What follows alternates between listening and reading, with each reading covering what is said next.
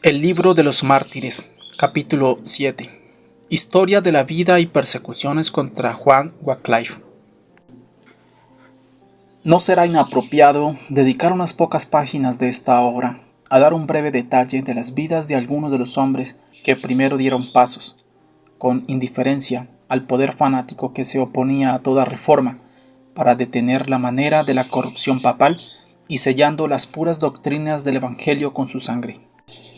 Entre ellos, Gran Bretaña tuvo el honor de tomar la delantera y de mantener los primeros aquella libertad en la controversia religiosa que dejó atónita a toda Europa y que demostró que la libertad religiosa y política son las causas de la prosperidad de esta favorecida isla. Entre las primeras de estas eminentes personas tenemos a Juan Wycliffe. Este célebre reformador, llamado la estrella matutina de la Reforma, nació alrededor del año 1324. Durante el reinado de Eduardo II. De su familia no tenemos información cierta. Sus padres lo designaron para la iglesia y lo enviaron a Queen's College en Oxford, que había sido fundado por entonces por Robert Eaglesfield, confesor de la reina Felipa. Pero al no ver las ventajas para el estudio que esperaba en aquel establecimiento nuevo, pasó al Merton College, que era entonces considerado como una de las instituciones más eruditas de Europa. Lo primero que lo hizo destacar en público fue su defensa de la universidad contra los frailes mendicantes, que para este tiempo, desde su establecimiento en Oxford en 1230, habían sido unos vecinos enojosos para la universidad. Se fomentaban de continuo las pendencias, los frailes apelaban al Papa y los académicos a la autoridad civil. A veces prevalecía un partido, a veces el otro. Los frailes llegaron a encariñarse mucho con el concepto de que Cristo era un mendigo común, que sus discípulos también lo fueron, y que la mendicidad era una institución evangélica. Esta doctrina la predicaban desde los púlpitos y en los lugares donde tuvieran acceso.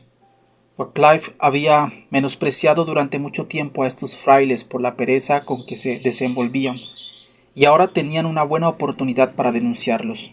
Publicó un tratado en contra de la mendicidad de personas capaces y demostró que no solo era un insulto a la religión, sino también a la sociedad humana.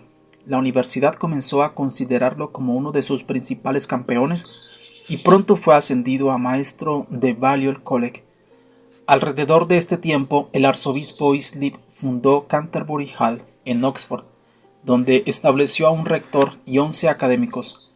Y fue Wycliffe el escogido por el arzobispo para el rectorado, pero al morir su sucesor Stephen Langham, obispo de Ely, lo depuso. Como en esto hubo una flagrante injusticia, Wycliffe apeló al Papa, que posteriormente dio sentencia en su contra por la siguiente causa.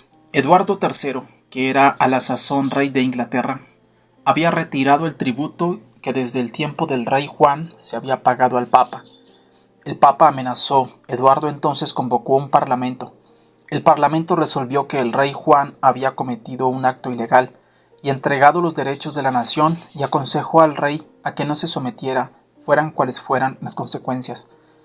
El clero comenzó ahora a escribir en favor del Papa y un erudito monje publicó un animoso y plausible tratado que tenía muchos defensores. Wycliffe, irritado al ver una causa tan mala, tan bien defendida, se opuso al monje, y ello de forma tan magistral que ya no se consideraron sus argumentos como irrefutables.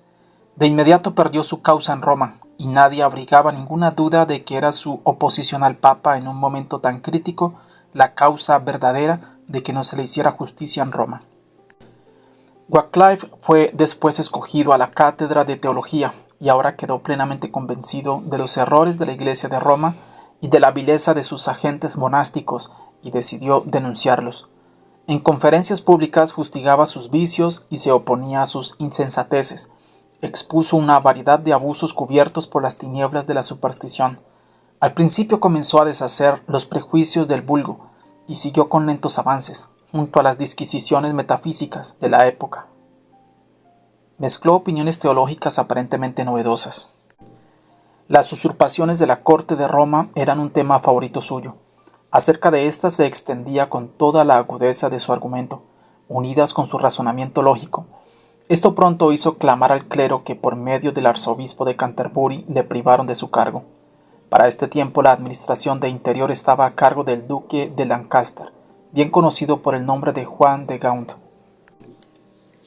Este príncipe tenía unos conceptos religiosos muy libres y estaba enemistado con el clero. Habiendo llegado a ser muy gravosas las exacciones de la corte de Roma, decidió enviar al obispo de Bangor y a Wycliffe para que protestaran contra tales abusos. Y se acordó que el Papa ya no podía disponer de ningunos beneficios pertenecientes a la Iglesia de Inglaterra. En esta embajada, la observadora mente de Wycliffe penetró en los entresijos de la constitución y política de Roma, y volvió más decidido que nunca a denunciar su avaricia y ambición. Habiendo recuperado su anterior situación, comenzó a denunciar al Papa en sus conferencias sus usurpaciones, su pretendida infalibilidad, su soberbia, su avaricia y su tiranía. Fue el primero en llamar anticristo al Papa. Del Papa pasaba a la pompa, el lujo y las tramas de los obispos, y los contrastaba con la sencillez de los primeros obispos. Sus supersticiones y engaños eran temas que presentaba con energía de mente y con precisión lógica. Gracias al patronazgo del duque de Lancaster, Wycliffe recibió un buen puesto, pero tan pronto estuvo instalado en su parroquia que sus enemigos y los obispos comenzaron a hostigarle con renovado vigor. El duque de Lancaster fue su amigo durante esta persecución, y por medio de su presencia y la de Lord Percy, conde mariscal de Inglaterra, predominó de tal manera en el juicio que todo acabó de manera desordenada.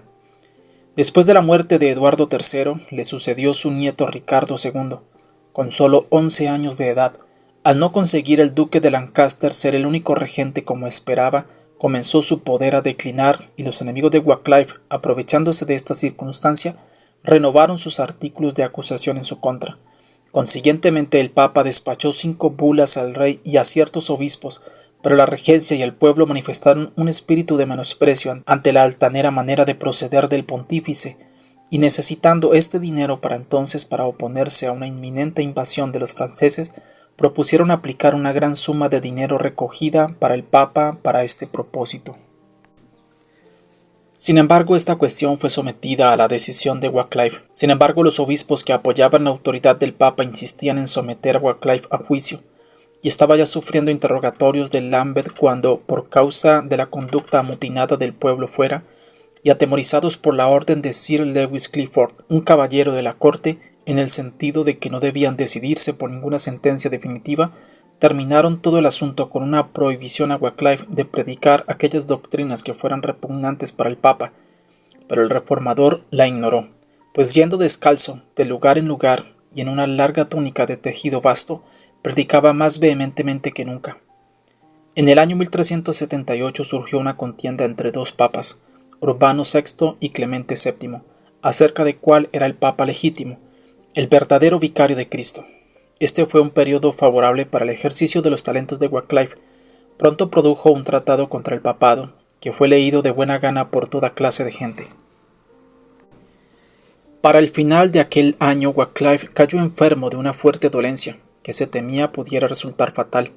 Los frailes mendicantes, acompañados por 4 de los más eminentes ciudadanos de Oxford, consiguieron ser admitidos a su dormitorio y le rogaron que se retractara, por amor de su alma, de las injusticias que había dicho acerca de la orden de ellos.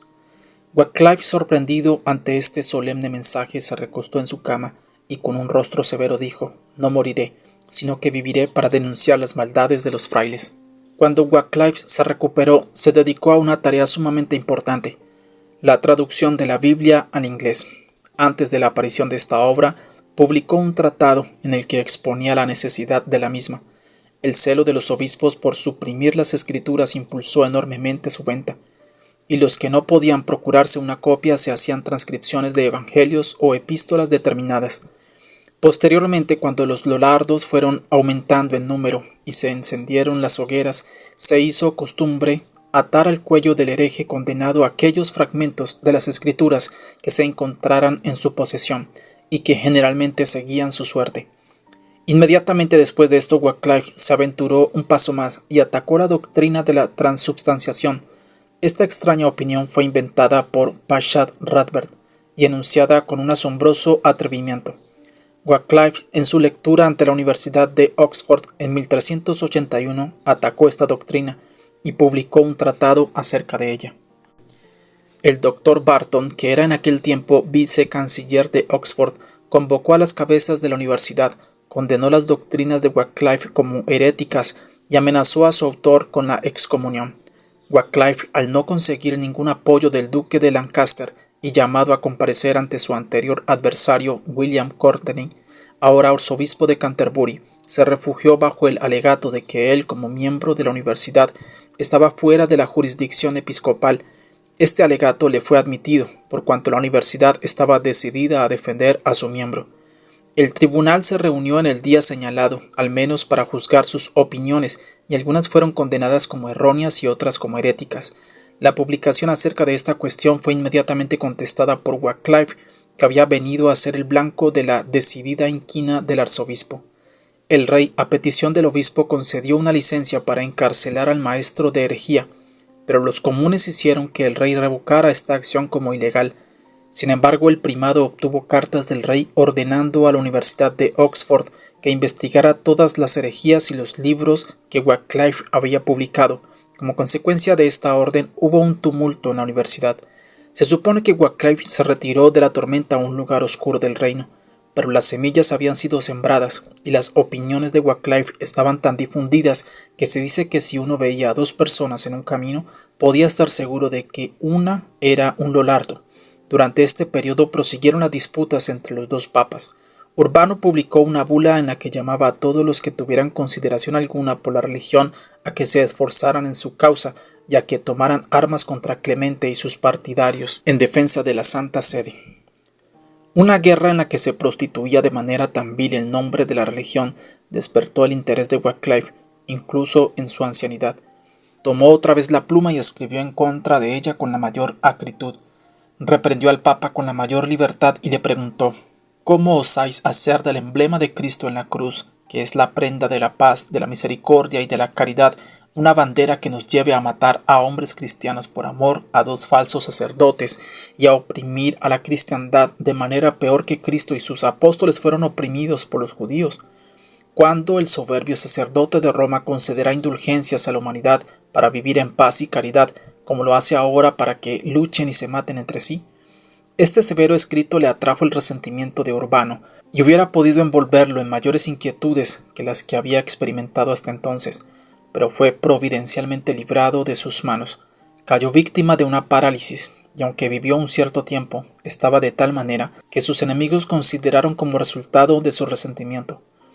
Wycliffe volvió tras un breve espacio de tiempo, bien de su destierro, bien de algún lugar en el que hubiera estado guardado en secreto, y se reintegró a su parroquia en Lutherworth, donde era párroco.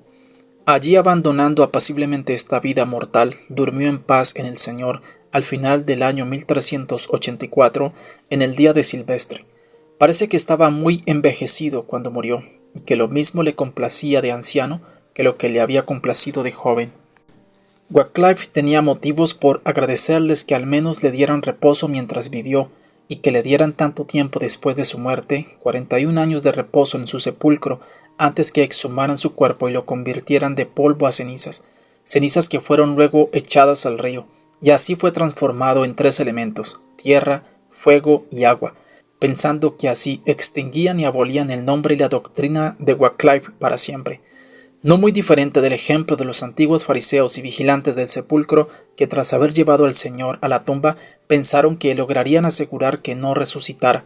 Pero estos y todos los demás han de saber que así como no hay consejo contra el Señor, tampoco puede suprimirse la verdad, sino que rebrotará y renacerá del polvo y de las cenizas, tal como sucedió en verdad con este hombre, porque aunque exhumaron su cuerpo, quemaron sus huesos y ahogaron sus cenizas, no pudieron sin embargo quemar la palabra de Dios y la verdad de su doctrina, ni el fruto y triunfo de la misma.